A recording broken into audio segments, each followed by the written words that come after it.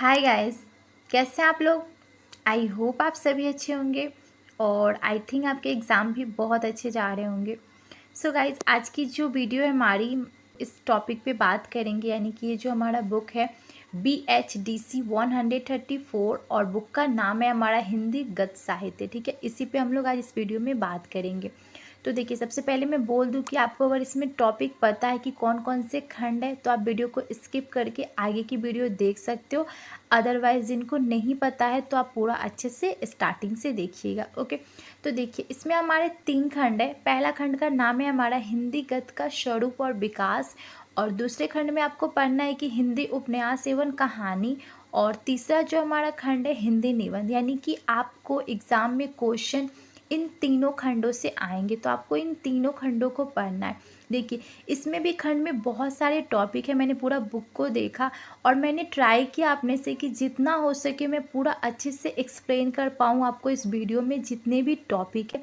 तो मैंने सभी खंडों से आपके क्वेश्चन को कलेक्ट किया है। तो आप पूरा अच्छे से अगर वीडियो को देखते हो तो आपको बहुत हेल्प होगी इस वीडियो से। तो इतना आई थिंक आपको क्लियर हो गया कि इसमें कितने हमारे ब्लॉग है और कितने खंड है। अब मैं क्वेश्चन के थ्रू और कुछ कुछ इंपॉर्टेंट पॉइंट को मैंने लिया है जिसको आप यूज़ कर सकते हो, क्वेश्चन कहीं से भी आए। तो आई थिंक आपको समझ में आ गया। अब देखिए, हम लोग क्वेश्चन पे बात कर लेते हैं। तो पहला हमारा क्वेश्चन ये है कि हिंदी गद्य जो है उसका विकास कैसे हुआ। यानी कि पहले अभी मैंने आपको दिखाया कि पहला जो खंड है वो गद्य से रिलेटेड है, यानी कि हिंदी गद्य का विकास कैसे हुआ, कौन कौन से कारण थे, इन सारी चीज़ों को आपको पढ़ना है। तो देखिए, आपको अगर लिखना है कि हिंदी गद्य, ठीक है, तो सबसे पहले आपको उसका मतलब जानना पड़ेगा कि हिंदी जो गद्य है तो उसका मतलब क्या होता है। तो देखिए, यहाँ पर उसका मतलब मैंने लिखा है, आप उसको यूज़ कर सकते हो, क्वेश्चन कहीं से भी है इस पॉइंट को। तो देखिए, सबसे पहले ये जो गद्य होता है, यानी कि हिंदी जो गद्य होता है, तो ये एक ऐसी रचना होती है जिसमें रस, छंद, तुक आदि जो विधाएं होती है ना, उनका यूज़ नहीं किया जाता, इन सारी चीज़ों का यूज़ नहीं किया जाता, उसे हम लोग हिंदी गद्य बोलते हैं। इसका मतलब होता है। और देखिए, इसमें कौन कौन से मतलब भाग होते हैं, कितने टाइप्स के जो हिंदी गद्य होते हैं वो होते हैं। तो पहला हमारा कहानी है, दूसरा है हमारा उपन्यास, और तीसरा है हमारा नाटक, और चौथा है हमारा निबंध। ठीक है, इतने टाइप्स के होते हैं, इससे भी ज़्यादा होते हैं। और नीचे मैं आपको और डिटेल में समझा दूंगी, इतना बस आप जान लीजिए कि इसका मतलब क्या होता है और ये कितने टाइप्स के होते हैं। तो इतना भी आपको क्लियर हो गया। अब हम लोग नीचे आते हैं, तो अब हम लोग बात कर लेते हैं कि जो हिंदी गद्य है तो उसका विकास कैसे हुआ, या फिर मतलब किस प्रकार से, कितने तरह से, इन सारी चीज़ों को। तो सबसे पहले आपको जानना है कि जो हिंदी गद्य है तो उसके जनक कौन है। ठीक है, ये इंपॉर्टेंट पॉइंट है। तो देखिए, भारतेंदु हरिश्चंद्र जी जो है वो हिंदी गद्य के जनक माने जाते हैं, क्योंकि देखिए, पहले जो था वो हिंदी जो भाषा थी ना, तो अभी हम लोग जिसको खड़ी बोली, यानी कि उसको अभी के टाइम में, प्रेजेंट के टाइम में लोग इसको क्या बोलते हैं, हिंदी भाषा हम लोग इसको बोलते हैं। पर पहले जो था वो अलग अलग टाइप के जो लैंग्वेज होते थे उनका यूज़ किया जाता, पर लोगों को ऐसा फील हुआ, मतलब उनको ऐसा महसूस हुआ कि हमें एक ऐसी भाषा की ज़रूरत है जो सभी को एक साथ बांधे, यानी कि सभी को वो लैंग्वेज आनी चाहिए। अगर अगर हम किसी भी राज्य के हो, कहीं से भी हो, बट हमें एक ऐसी भाषा की ज़रूरत है जो सभी को एक साथ बांध सके। ठीक है, तो भारतेंदु युग में इस जो भाषा है, यानी कि जो गद्य है, उसका विकास किया गया। तो ये पॉइंट आप कर लीजिएगा, यहाँ पर टाइमिंग दी गई है उससे आप कर लीजिएगा। उसके बाद देखिए, इसकी शुरुआत जो है वो 19वीं सदी से मानी जाती है, और इसमें कुछ और पॉइंट दिए गए हैं जिससे आप कर लीजिएगा। मैं जो इम्पोर्टेंट है वही आपको समझा रही हूँ। तो देखिए, इसमें जो है पहले ब्रज भाषा का प्रयोग होता था, बहुत तरह की भाषाओं का प्रयोग होता था। जितने भी राइटर थे वो अलग अलग भाषाओं में जो अपनी रचनाएं जो थी वो लिखते थे। बट बाद में जो था खड़ी बोली का लोग बहुत ज़्यादा यूज़ करने लगे। उनको लगा कि हाँ, एक ऐसी भाषा होनी चाहिए कि हम उस भाषा में हम अपनी रचनाओं को लिखें कि लोग उससे, हर कोई उसे पढ़ सके। ठीक है, तो इसलिए इसकी मतलब एक तरह से ज़रूरत आप समझ सकते हो, या फिर इसका विकास का कारण पॉइंट है, आप इसको देख लीजिएगा। ओके, अब उसके बाद मैं इसका कारण बता देती हूँ आपको कि ये जो हमारा भाषा था, यानी कि हमारा ये जो गद्य था, इसकी मतलब क्यों ज़रूरत पड़ी, यानी कि इसका विकास होने का कारण क्या था। तो देखिए, अभी मैंने आपको बताया कि लोगों को ऐसा फील हुआ, मतलब लोग ऐसा उस समय मानते थे कि हमें एक ऐसी भाषा की ज़रूरत है कि जो हमें एक साथ बांध सके, और वो भाषा सभी को आनी चाहिए। अब जैसे मैं आपको एक एग्जांपल के थ्रू समझाती हूँ। मान लो मैं कहीं भी किसी भी राज्य से रहती हूँ, मुझे कोई भी लैंग्वेज आती है, इट डज़ नो मैटर, है ना। बट आपको मैं अभी किस भाषा में समझा रही हूँ, हिंदी भाषा में। तो हिंदी भाषा जो है वो आपको मुझसे कनेक्ट कर रही है, यानी कि आपको मेरी भाषा समझ में आ रही है, क्योंकि आपको भी वो भाषा आती है, तभी तो आप इस वीडियो को देख रहे हो ना, आप चीज़ों को समझ रहे हो। अगर मैं कोई और लैंग्वेज में बोलूँ जो कि आपको नहीं आती है, तो आप उस वीडियो को नहीं देखो, क्योंकि अगर उसमें कुछ अच्छी बातें भी होगी फिर भी आपको समझ में नहीं आएगी। तो इसीलिए हमें एक ऐसी भाषा की ज़रूरत है जो सभी को आनी चाहिए और हम एक धागे के रूप में बांध सके। तो हिंदी जो गद्य था, इसमें भी जो भी रचनाएं लिखी गई है, तो सभी जो है खड़ी बोली में अधिकतर लिखी गई है कि लोग उससे पढ़ सके, वो चीज़ों को समझ सके। यानी कि उनको बाकी भी लैंग्वेज आए वो अलग बात है, बट एक ऐसी भी भाषा होनी चाहिए जो कि सभी को आनी चाहिए। तो अब इसमें कुछ पॉइंट मैंने कलेक्ट किया है, बुक में आपके और भी पॉइंट दिए गए हैं, आप उसको यूज़ कर सकते हो। तो देखिए, पहला जो पॉइंट है शिक्षा के विस्तार के लिए, ठीक है। यानी कि देखिए, शिक्षा के विस्तार के लिए भी हमें जो हिंदी गद्य जो यानी कि खड़ी बोली जो थी उसका हमें यूज़ करना पड़ा, यानी कि उसकी हमें ज़रूरत हुई। और दूसरा जो था नई चीज़ों के आविष्कार के लिए, अलग अलग जगह पे जाकर आप अपने मतलब एक ऐसी भाषा की हमें गद्य की जो थी वो ज़रूरत पड़ी नवीन आविष्कार के लिए, ठीक है। और तीसरा जो था समाज सुधारक आंदोलन के लिए, यानी कि आपको पता है भारतेंदु युग से पहले से ही जो बहुत सारे आंदोलन चल रहे थे, लोग जो थे अपनी आज़ादी को लेकर बहुत तरह के आंदोलन उस समय चला रहे थे। तो उन सारे लोगों को एक धागे में बांधने के लिए हमें एक ऐसी भाषा यानी कि ऐसे गद्य की ज़रूरत पड़ती थी जो कि हम अगर अपनी रचनाओं को अगर हम लिखें तो लोग वो सभी पढ़ सके। तो ऐसी भाषा की हमें ज़रूरत पड़ी, जिसके चलते हमें खड़ी बोली या फिर गद्य जो रचनाएं हैं, कहानी हो गया, उपन्यास हो गया, इन सारे को किस में लिखा जाने लगा, खड़ी बोली में जो राइटर थे वो लिखना शुरू कर दिए, ठीक है। तो ये सारे कुछ पॉइंट दिए गए हैं इसके विकास के, बुक में और भी कुछ पॉइंट है, आप उसको पढ़ लीजिए। अब हम लोग नीचे आते हैं दूसरे क्वेश्चन में। तो देखिए, दूसरा जो हमारा क्वेश्चन है वो है हमारा कि हिंदी गद्य की विभिन्न विधाओं के बारे में आपको लिखना है। यानी कि अभी मैंने आपको बताया ऊपर में कि जो हिंदी गद्य है तो उसके बहुत टाइप्स हैं, यानी कि वो बहुत तरह के होते हैं। तो वो कौन कौन से होते हैं अब थोड़ा सा डिटेल में हम लोग बात कर लेते हैं। तो सबसे पहले अगर इस टाइप के क्वेश्चन आए तो आप ये बहुत इंपॉर्टेंट पॉइंट मैंने नोट किया है, आप इसको कर लीजिएगा। कि देखिए, सबसे पहले आप इसमें परिचय लिखिएगा कि ये जो गद्य होते हैं वो कितने टाइप्स के होते हैं। तो देखिए, सबसे पहले जो था वो मतलब प्रमुख जो गद्य होते थे ना, तो उसमें जैसे नाटक हो गया, उपन्यास हो गया, कहानी हो गया, निबंध हो गया, आलोचना हो गया, ये सब सारी चीज़ें इसमें आती हैं। और दूसरे वर्ग में भी आपका जो आता है, इसमें आपके जो आते हैं या आत्मकथा हो गया, यात्रा वृत्त, और भी जो अलग अलग टाइप की जो रचनाएं होती है, जैसे डायरी हो गया, रिपोर्ट हो गया, पत्र हो गया, ये सारी चीज़ें आती है हमारी गद्य में। तो इतना आपको क्लियर हो गया। अब इसका परिचय आएगा तो आप इसको सिंपली लिख सकते हैं। अब एक एक करके हम लोग बात कर लेते हैं कि इसमें क्या होता है।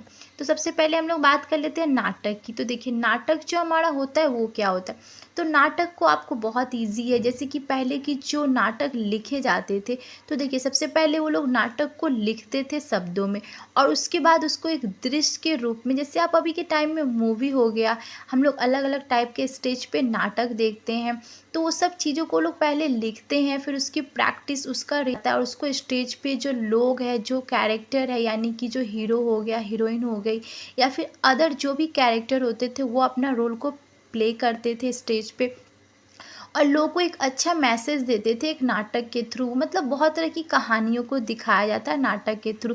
तो इसमें भी आपके बहुत तरह के नाटक आते हैं, जैसे कि हम लोग सुनकर भी किसी नाटक को मतलब समझ सकते हैं, देख कर सकते हैं। जैसे कि अभी के टाइम में आप जैसे कि टीवी में देखते होंगे कि देखिए हमारे अभी क्या सीरियल वगैरह हो गए, तो ये सब क्या, ये सब तो नाटक ही है ना, मूवी हो गया।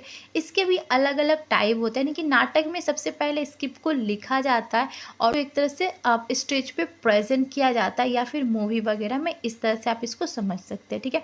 मैं बहुत ही सिंपल तरीके से आपको समझाने का ट्राई कर रही हूँ, और इसमें आपके और कुछ पॉइंट है, आप इसको देख सकते हो, और ये पॉइंट आप नोट कर लीजिएगा कि नाटक जो है वो कितने टाइप्स के होते हैं। तो देखिए, नाटक जो होते हैं वो कॉमेडी टाइप के होते हैं, ट्रेजिडी टाइप के होते हैं, ट्रेजी कॉमेडी होते हैं, मेलोडी, ये बहुत टाइप्स के आपके जो नाटक होते हैं ये भी होते हैं, ठीक है।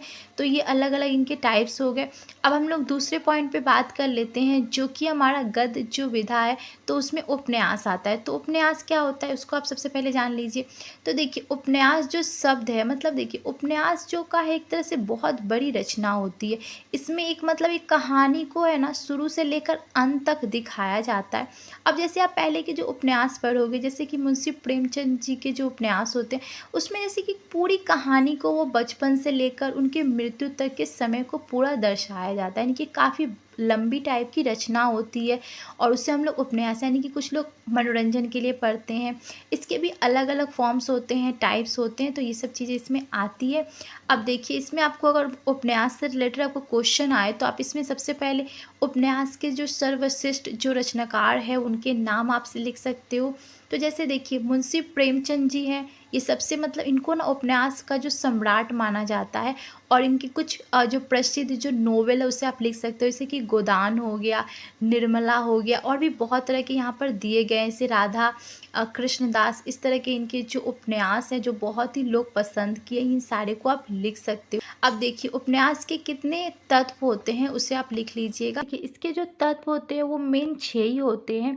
जैसे कि सबसे पहले कथानक होनी चाहिए, कथा वस्तु होनी चाहिए, पात्र होनी चाहिए, चरित्र चित्रण होनी चाहिए, संवाद होनी चाहिए, देश काल होनी चाहिए, वातावरण, भाषा शैली, उद्देश्य, ये सारे पॉइंट आपके होने चाहिए कोई भी आप जब नोवेल लिखते हो। क्योंकि देखो बिना पात्र यानी कि बिना कैरेक्टर, उद्देश्य, भाषा शैली के आप कोई भी नाटक या फिर आप कोई भी उपन्यास नहीं लिख सकते हो। तो ये सब पॉइंट होने चाहिए कोई भी उपन्यास में हमें लिखने के लिए तत्व के रूप में।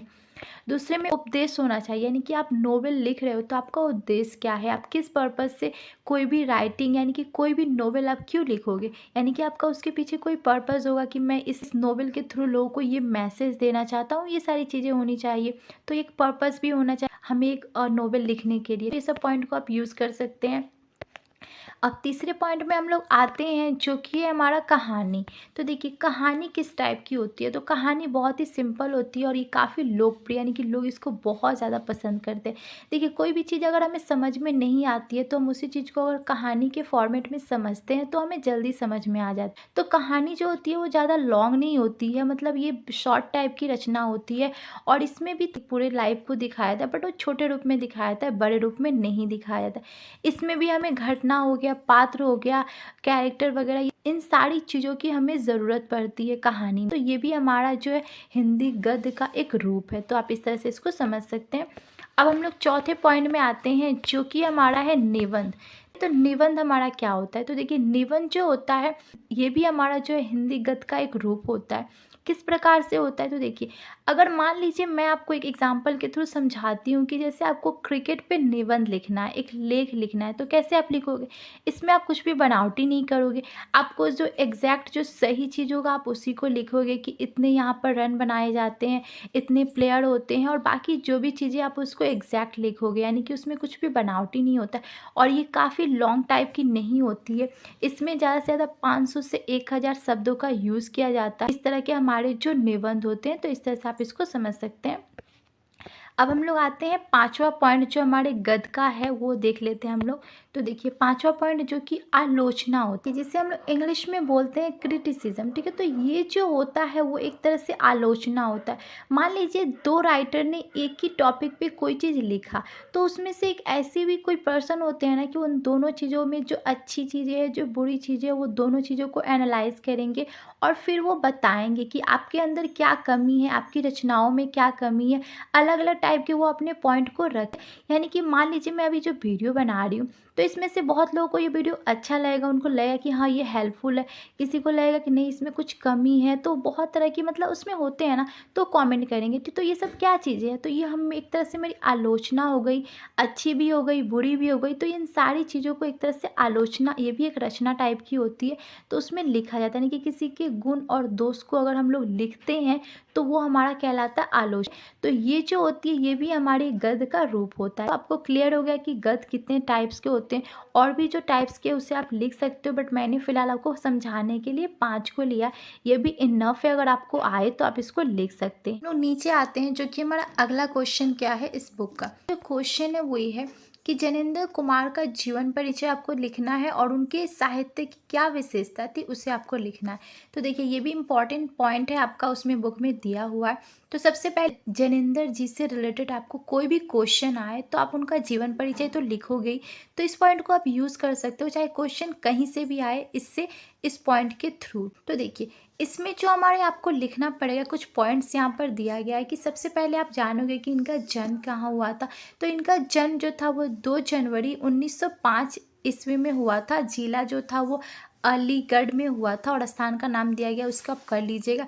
इनके पिता का नाम दिया गया है श्री प्यारे लाल और माता का नाम था श्रीमती रामदेवी। ठीक है, इस तरह से इनका जीवन परिचय यहाँ पर दिया गया है।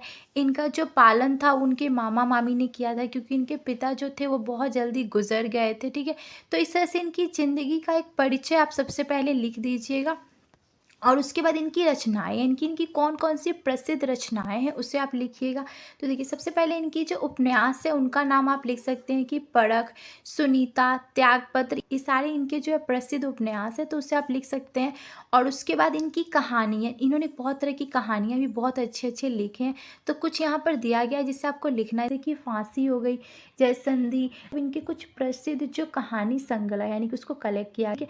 अब इनके निबंध संग्रह कौन कौन से हैं उसे आप लिख सकते हैं कि यहाँ पर इनके कुछ निबंध के नाम दिए गए हैं, आप इसको याद करें, क्योंकि इसे आपको याद ही करना पड़ेगा, क्योंकि इसमें आपको जानना पड़ेगा कि कौन से राइटर ने कौन सी रचना लिखी है। तो इस तरह के पॉइंट आपको लर्न करना पड़ेगा। अब यहाँ पर कुछ और इनके अनुवाद इन्होंने कौन कौन से किया है वो सब चीज़ें दी गई है। अब देखिए इनकी साहित्य की विशेषता क्या है उसे मैं आपको समझा दे रही हूँ। तो देखिए इनकी साहित्य जो होती है ना वो बहुत ही अलग टाइप की, यानी कि इनके साहित्य में एक अलग ही रूप में ये चीज़ों को प्रेजेंट करते हैं। जैसे कि उन्होंने कहानी और उपन्यास घटनाओं के सतह को उठाकर चरित्र, मनोवैज्ञानिक सत्य पर लाने का प्रयास किया है। इस तरह की इनकी रचनाएं होती है, मतलब कि समाज में एक ऐसा ये नोवेल या फिर अपनी रचनाओं के थ्रू ये लोगों को मैसेज देते हैं कि लोगों को हाँ कुछ लगे कि हाँ हमें ये बदलाव लानी चाहिए अपनी सोसाइटी में। अब हम लोग आते हैं चौथे क्वेश्चन पे। तो देखिए हमारा 4 नंबर जो क्वेश्चन है वो है हमारा त्यागपत्र की अंत वस्तु और विश्लेषण की व्याख्या आपको करनी है। तो त्यागपत्र जो है सबसे पहले मैं बता दे रही हूँ कि किसकी रचना है, ये बहुत इंपॉर्टेंट है और इससे क्वेश्चन में भी आ सकता है, आपके सिलेबस में दिया गया है। तो त्यागपत्र अभी जो मैंने बताया कि जनेंद्र जी के द्वारा ये लिखा गया, यह इनका एक उपन्यास है। तो अब इसका मैं कुछ इंपॉर्टेंट पॉइंट आपको बता दे रही हूँ। तो देखिए मैं आपको इसमें स्टोरी भी समझा दूंगी, जितने भी आपके नॉवेल्स की स्टोरी इसमें दी गई है। तो सबसे पहले मैं आपको सिंपली ये जो त्यागपत्र उपन्यास है इसको मैं आपको सिंपली समझा दे रही हूँ। तो देखिए इसमें एक पर्सन होता है, मतलब जिसका नाम होता है प्रमोद, और उसकी एक बुआ होती है। तो उन दोनों की स्टोरी को इसमें दिखाया गया है। ठीक है, तो इस स्टोरी में क्या होता है कि जो प्रमोद होता है वो छोटा होता है और बुआ जो होती है उसकी मतलब उससे 5 या 6 साल बड़ी होती है। तो उन्हीं की कहानी को दिखाई गई है। यानी कि देखिए इसमें एक तरह से ऐसे माहौल को प्रेजेंट किया है राइटर ने कि किस तरह से अगर बिना हम लोग अगर सर्च किए किसी लड़की की शादी कर देते हैं तो उसका जो जीवन है ना वो एक तरह से अच्छा नहीं होता, यानी कि उसे बहुत तरह की प्रॉब्लम फेस करनी पड़ती है। और यही इस कहानी में हमें देखने को मिलता है। यानी कि प्रमोद की जो बुआ होती है उसे अपनी लाइफ में बहुत प्रॉब्लम फेस करना पड़ता है, अलग अलग तरह के समाज के जो अत्याचार है उसे झेलने पड़ते हैं। ये सारी चीज़ों को यहाँ पर दी गई, जैसे कि यहाँ पर पॉइंट में लिखा भी गया है कि आप इसको पढ़ सकते हो कि इसमें जो मतलब इसके जो नायक है और इसकी जो नायिका है, यानी कि देखिए इस कहानी में राइटर ने एक बहुत ही खूबसूरत रिश्ते को दिखाया है जो कि एक बुआ और एक भतीजे का रिश्ता होता है। बहुत ही अच्छे से उन्होंने बताया है कि बाद में जो इसमें जो मतलब जो उसका जो भतीजा होता है, यानी कि जो इसमें मेन जो नायिका है तो उनके जो भतीजे होते हैं तो वो एक बड़े बहुत ही ऊंचे लेवल पे एक अफसर बन जाते हैं, यानी कि एक जज बन जाते हैं। बट वो अपनी बुआ को ही इंसाफ नहीं दे पाते हैं, जिसके कारण मतलब उनको इतना गिल्टी फील होता है कि वो लास्ट में क्या करते हैं, अपना त्यागपत्र देते हैं, यानी कि अपने जो काम से वो इस्तीफ़ा दे देते हैं। उनको लगता है कि मैं इस पोजीशन के लिए हूँ नहीं, क्योंकि मैंने अपनी बुआ के साथ ही इंसाफ नहीं किया। जब मुझे उनका साथ देना चाहिए था तो मैंने साथ नहीं दिया। रीज़न जो भी हो, सोसाइटी का जो भी हो, बट मुझे उनका साथ देना चाहिए था।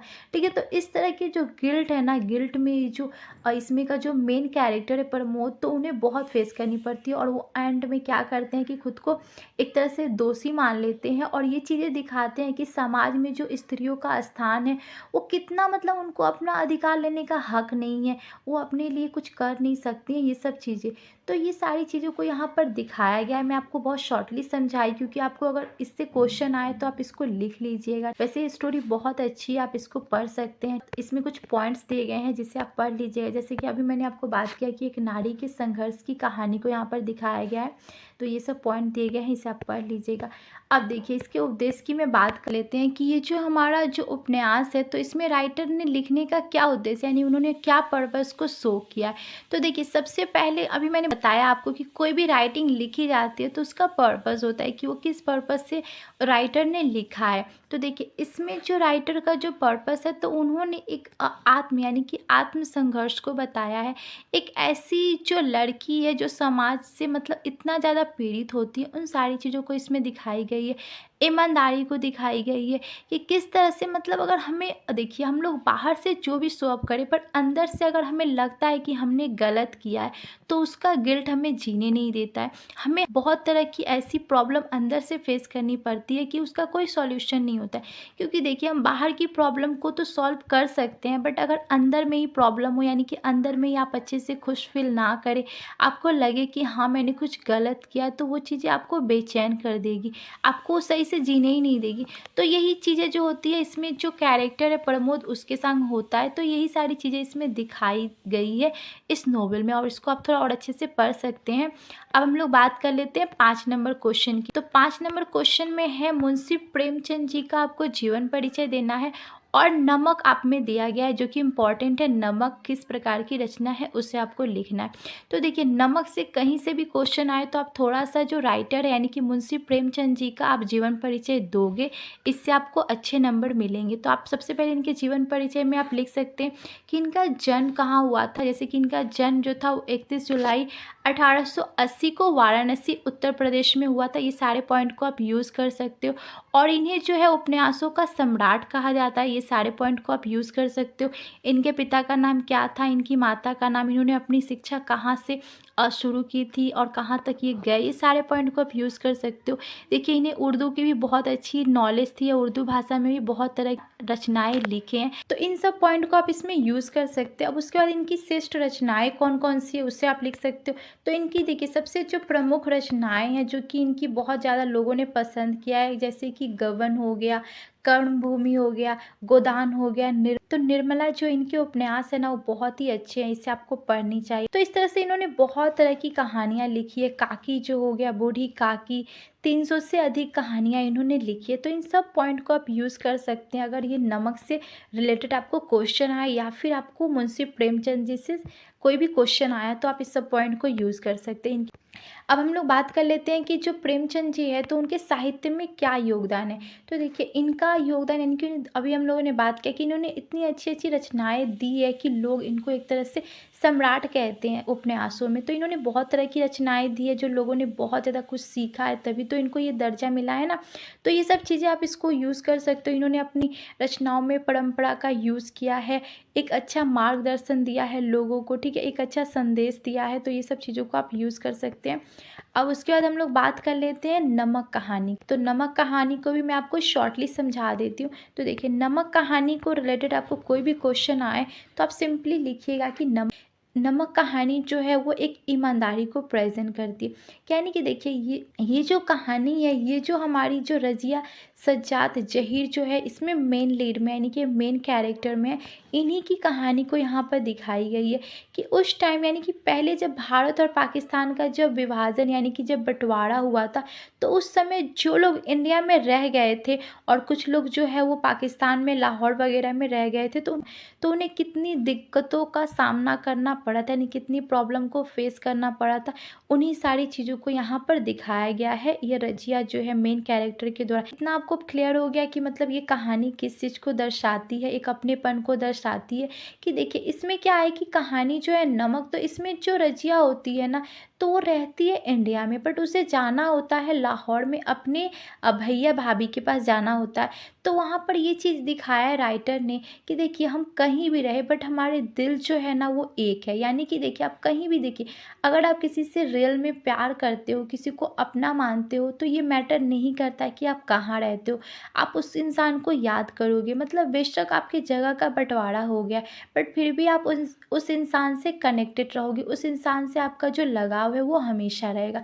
तो इस चीज़ को यहाँ पर इस कहानी में दिखाया गया है। अब इस कहानी का उद्देश्य क्या है, यानी कि ये जो नमक कहानी है, तो इसमें जो राइटर है उन्होंने क्या उद्देश्य दिया है। तो देखिए इसमें ईमानदारी, अपने कर्तव्य के प्रति कितना आपको ज़िम्मेदार होना चाहिए वो चीज़ को दिखाया गया है।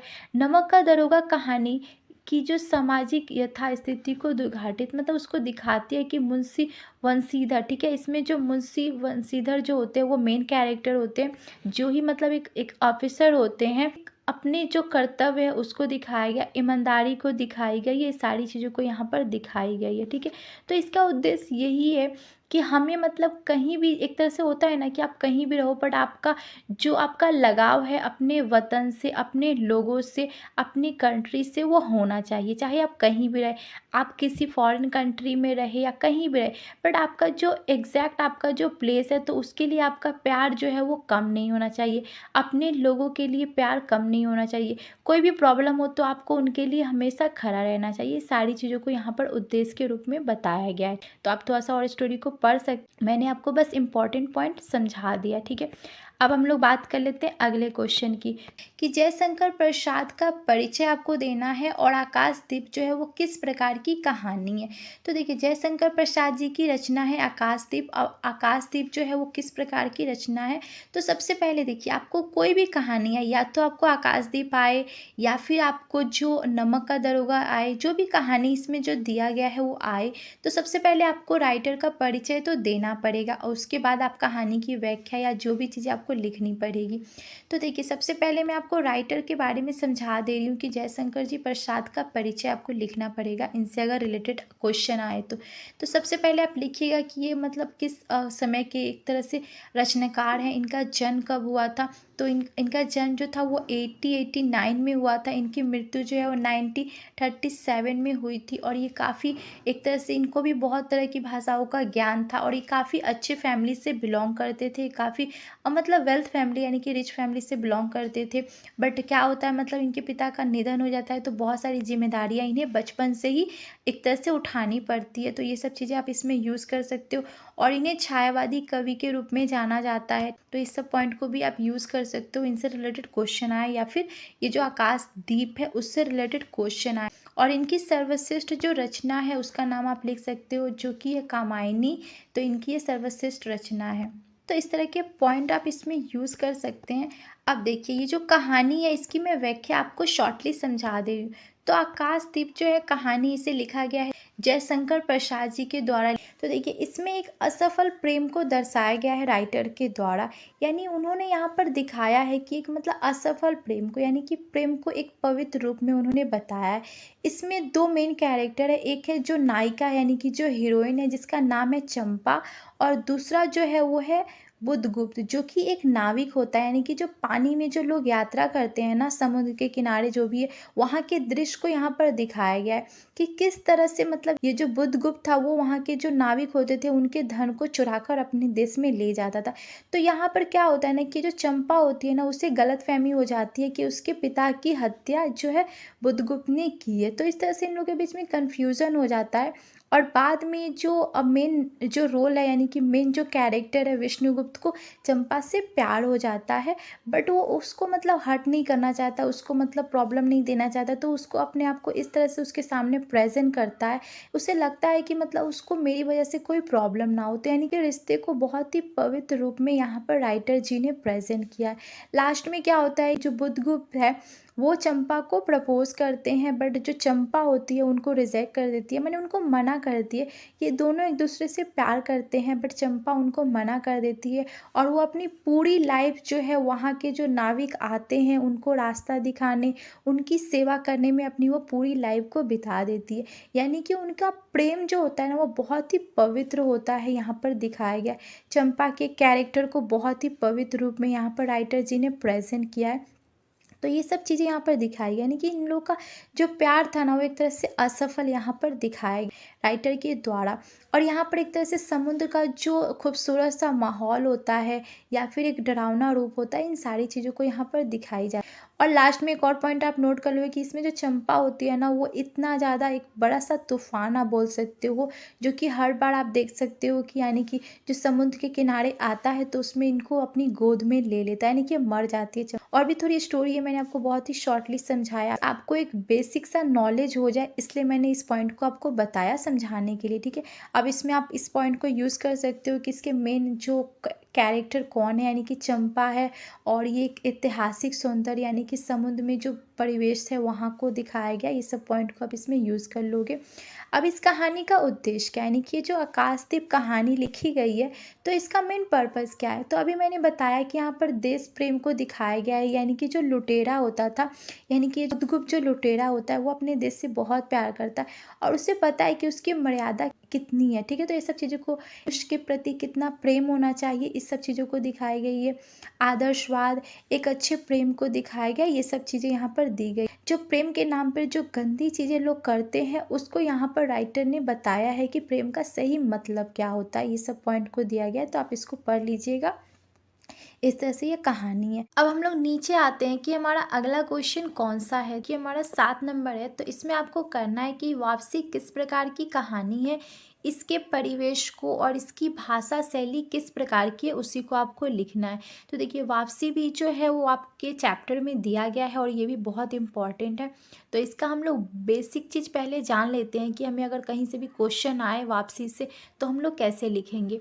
तो देखिए सबसे पहले आपको इसका परिचय, यानी कि इसमें राइटर और इसे कब प्रकाशित किया गया था, ये सारे पॉइंट को आप यूज़ करिएगा। तो देखिए इसे प्रकाशित किया गया था 1960 में और इसकी जो राइटर है यानी कि जिसने लिखा है वापसी वो है हमारी उषा प्रियवंदना जी। उषा प्रियवंदना जी के द्वारा इस कहानी को या फिर इस नोवेल को लिखा गया। तो इस तरह से आप इसका जो है उसे जान लीजिएगा, ये जो मेन पॉइंट है। अब हम लोग इसको शॉर्टली समझते हैं कि ये जो हमारी कहानी है वापसी वो किस प्रकार की कहानी है, यानी कि इसका सारांश हम लोग जान लेते हैं कि अगर कहीं से भी क्वेश्चन आए तो हमें लिखने में प्रॉब्लम ना हो। वैसे आपने वापसी कहानी पढ़ी होगी, आई थिंक 8 या 9 क्लास में होती है, स्पेशली हिंदी के क्लासेस में कराई जाती है। तो देखिए वापसी जो कहानी है वो एक बहुत ही मतलब बुजुर्ग इंसान होते हैं जिनका नाम रहता है गजाधर बापू, और ये 35 वर्ष की नौकरी करके अपने घर में, यानी कि रेलवे में काम करते हैं, वहाँ पर एक कर्मचारी होते हैं और ये अपना नौकरी को मतलब रिटायर होके ये अपने घर लौटते हैं। यानी कि जब काम करते हैं वहाँ पर अपने फैमिली से दूर रहकर जब ये काम करते हैं तो ये अपनी फैमिली को बहुत मिस करते हैं, स्पेशली अपनी वाइफ को, अपने बच्चे को। और उसके बाद इन्हें खुशी होती है कि मतलब ये अपने घर जाएंगे, अपनी वाइफ से, अपने बच्चों से मिलेंगे, इस बात की इन्हें खुशी होती है कि अब मैं अपने काम से रिटायर हो गया हूँ और फिर मैं अपने फैमिली के संग अपनी बाकी जो ज़िंदगी है उसे मैं खुशी से गुजारूंगा। बट इसका ऑपोजिट उनके साथ होता है कि यानी कि वो जब अपने घर जाते हैं तो उनके संग मतलब एक तरह से बोला जाता है ना कि अच्छा व्यवहार नहीं होता। इस तरह से आप समझ सकते हो कि यानी कि उनकी वाइफ भी उनका साथ नहीं देती है, उनके बच्चे यानी कि उनका जो परिवार है उन्हीं को लगता है कि ये मेरा परिवार नहीं है, मैं कहीं अलग आ गया हूँ, एक अलग किसी परिवार में आ गया हूँ, इस तरह की उन्हें फीलिंग होती है। तो देखिए मैं सिंपली इसका आपको मीनिंग समझा दे रही हूँ कि इसमें जो कहानी में जो राइटर ने दिखाया है, तो देखिए इसमें जो एज पीपल होते हैं, यानी कि मान लीजिए कि जैसे कि हमारे दादा दादी हो गए, तो एज का किस तरह से जो जनरेशन होती है, फर्स्ट जनरेशन हो गई, सेकेंड, इस तरह की जो जनरेशन के बीच कितनी उनकी जो थिंकिंग होती है, उनकी जो सोच होती है, उनकी मतलब कितना डिफरेंस होता है, कितना उन दोनों के बीच में अंतर होता है, इन सारी चीज़ों को इस कहानी में दिखाया गया है। कि देखिए वापसी कहानी में एक चीज़ हमें सीखने को मिलती है कहानी के थ्रू, कि देखिए हमें मतलब सबकी फीलिंग को समझनी चाहिए।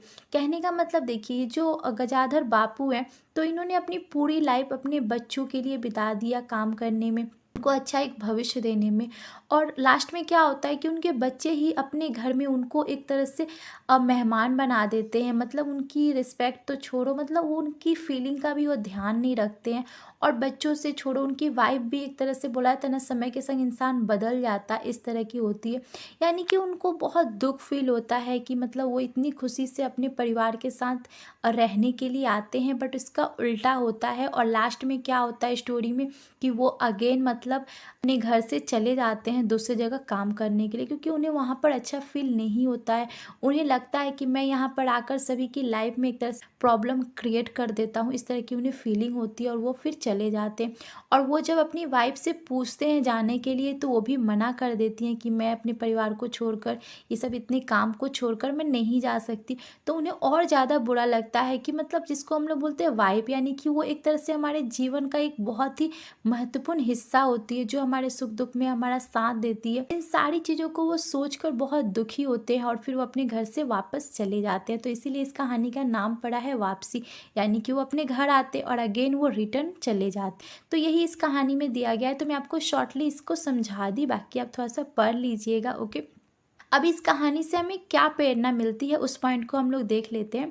तो देखिए, इस कहानी का मेन जैसे कि यहाँ पर परिवार की चीज़ों को दिखाया गया है, प्रेम संबंध को दिखाया गया है, किस तरह से उदासी मतलब एक अच्छे इंसान को मतलब कितनी अच्छी उनकी थिंकिंग होती है कि वो अपने परिवार के संग रहेंगे बट बाद में कुछ अलग ही हो जाता है, ये सब चीज़ों को दिखाया गया है।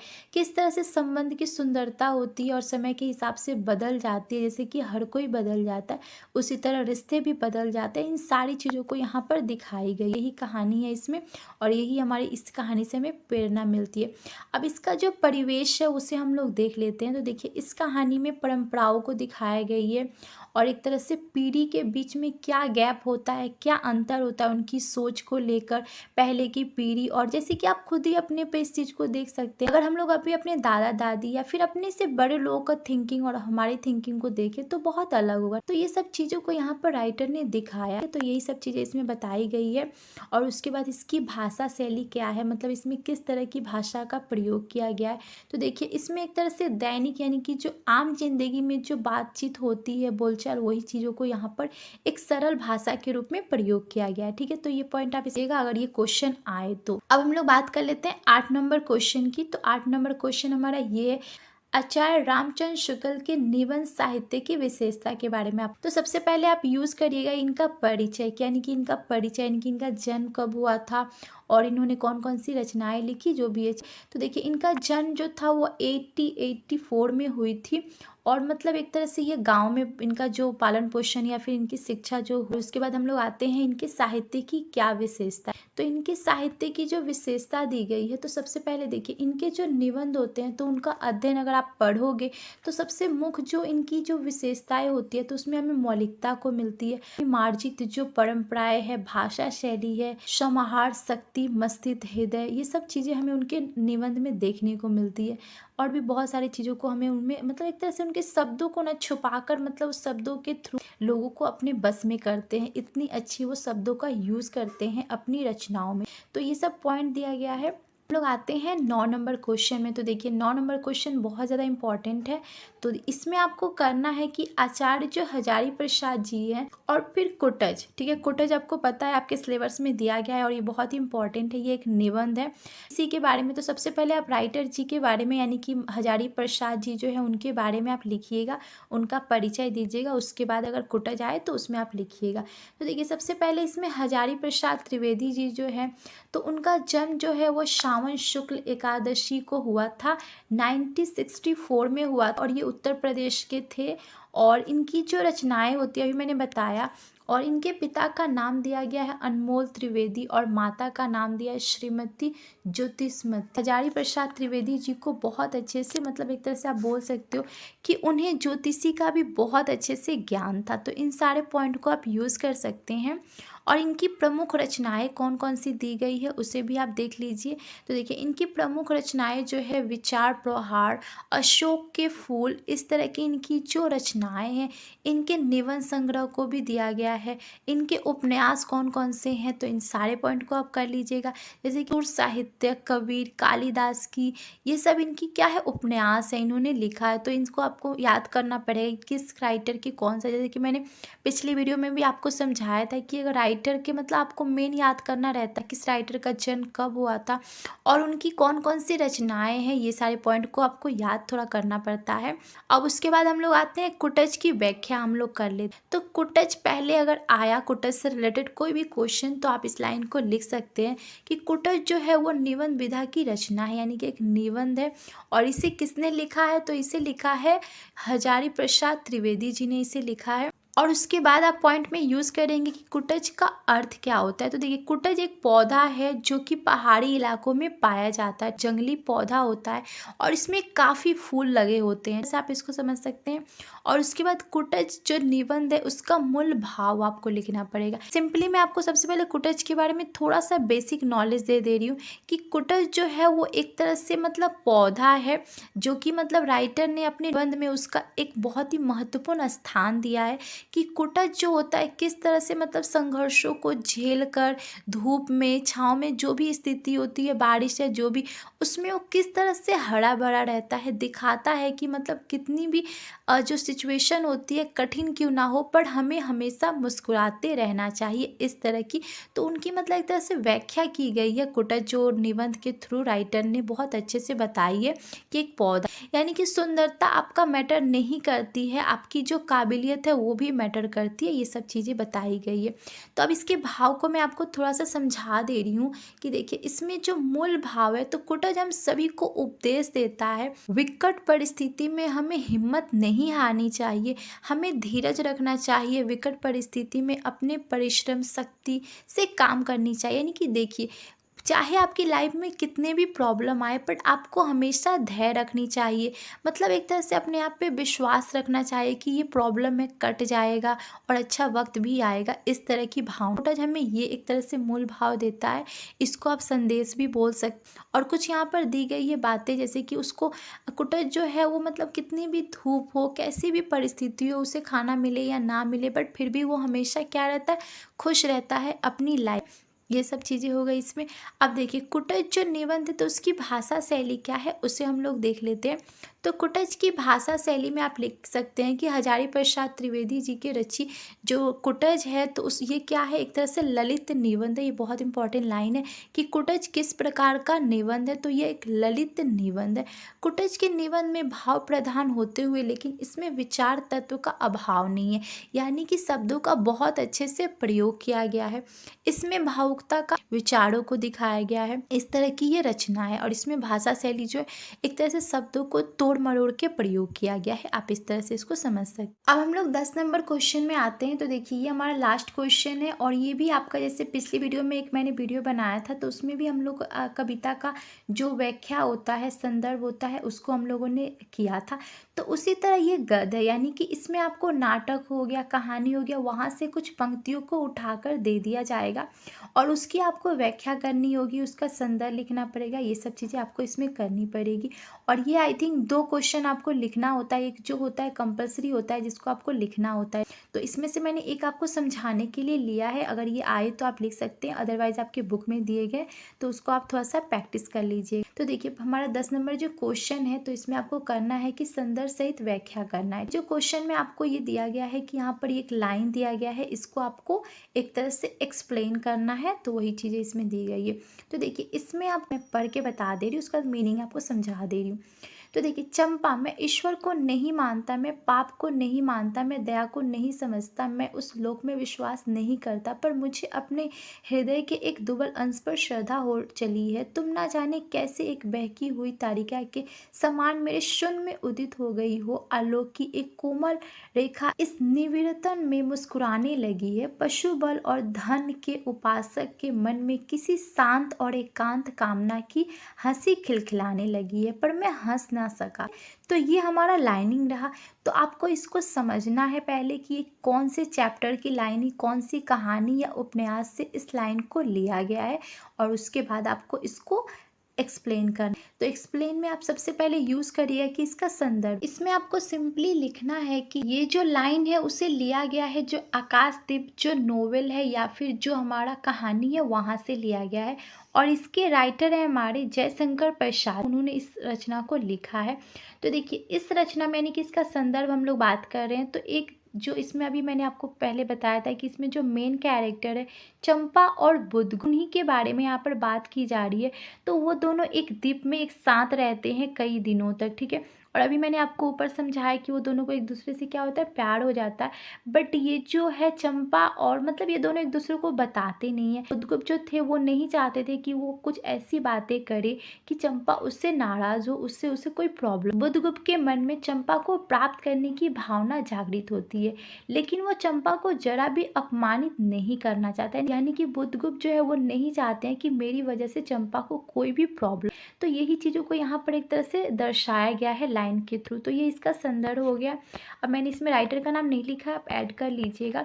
अब इसकी हम लोग व्याख्या समझ लेते। इसकी मैं व्याख्या आपको समझा दे रही हूँ, बाकी आपके बुक्स में दिए गए हैं, उसको आप पढ़ लीजिएगा। तो इसमें जो बुद्धगुप्त है चंपा से जब मिलते हैं तो पहले एक दूसरे को अनजान रहते हैं, पर धीरे धीरे वो लोग साथ में एक दूसरे के रहते हुए, एक दूसरे की बातों को शेयर करते हुए, मतलब एक दूसरे के संग बहुत अटैच हो जाते हैं। बट फिर भी उन्हें पता है कि उनकी मर्यादा क्या है। और ये बुद्धगुप्त है वो ना पाप पुण्य को मानते हैं, ना ईश्वर को मानते हैं, ना स्वर्ग नर्क किसी चीज़ को नहीं मानते हैं, ना प्रेम वगैरह दया कुछ भी नहीं। उनके हिसाब से ये जो प्रेम और दया जो होती है ना, वो कमज़ोर लोगों की निशानी होती है। वो मन से अच्छे हैं बट वो दिखाते हैं कि मतलब मेरे अंदर, और ये जो दया होती है, प्रेम होती है, वो इंसान को कमज़ोर कर देती है। पर वो जो चंपा से मिलते हैं तो उन्हें ऐसा फील होता है कि लाइफ में मतलब एक अपनापन भी होना चाहिए, किसी का साथ होना चाहिए, इस तरह से। पर वो चाहते हैं कि अगर वो बोले तो चंपा जो है वो हाँ करे, मतलब उनके संग वो कोई ज़बरदस्ती नहीं करना चाहते, इस तरह से आप समझ सकते। तो उनके यहाँ के प्रेम जो उनके भाव है ना, उसको दिखाया गया है। बट यहाँ पर वो दोनों एक दूसरे की जो लिमिटेशन है, उनकी जो मर्यादा है, उसे लोग जानते हैं। तो इस तरह से आपको इसकी व्याख्या करनी होगी। अब इसकी विशेषता यानी कि इसकी विशेष क्या है, ये जो लाइन है। तो जिस तरह से इस अंश में बुद्धगुप्त अपने प्रेम का निवेदन करते हैं, निर्णय जो है चंपा पे छोड़ देते हैं, तो इससे पता चलता है कि उन दोनों के बीच में कितनी एक तरह से मर्यादा है, गरिमा है, एक तरह से आप समझ सकते हैं। ठीक है, तो यही इसमें पॉइंट दिया गया। तो इस तरह से कहीं से भी पॉइंट दिया जाए तो देखिए ये उतना हार्ड नहीं है, बस आपको थोड़ा सा लाइनिंग की थोड़ी नॉलेज होनी पड़ेगी, क्योंकि कविता में हमें प्रॉब्लम होती है कि हम उसमें समझ नहीं पाते हैं कोई कोई शब्द। पर ये आपका थोड़ा सरल होता है, बस आपको राइटर के बारे में पता होनी चाहिए कि ये जो लाइनिंग है कौन से नोवेल की है या कौन से कहानी की है और राइटर कौन है, ये सब चीज़ें। और उसके बाद आप थोड़ा सा समझ कर इसको लिखेंगे तो हो जाएगा। तो इस तरह के आपके क्वेश्चन आएंगे। इसमें मैंने ट्राई किया है कि सभी जो इसमें आपके ब्लॉग दिए गए हैं उनसे सभी से मैं क्वेश्चन को कलेक्ट करूँ कि इससे आपको थोड़ी हेल्प हो जाए। इसको पढ़ लीजिएगा अच्छे से। इसकी जो नोट्स है तो मैं टेलीग्राम पे अपलोड कर दूँगी, वहाँ से आप और अच्छे से इसे पढ़ लीजिएगा अच्छे से। ओके, तो बस यही, और आप अच्छे से स्टडी कीजिए। और मैं ट्राई कर रही हूँ कि आपने जो जो बुक मुझे भेजे हैं उसकी वीडियो बनाने की। फ़िलहाल मेरे भी एग्ज़ाम चल रहे हैं। ओके, तो आप लोग के एग्ज़ाम के लिए again all the best. And video अच्छा लगे तो please like and comment and please subscribe this channel guys. And last, thanks for watching this video guys and bye, take care.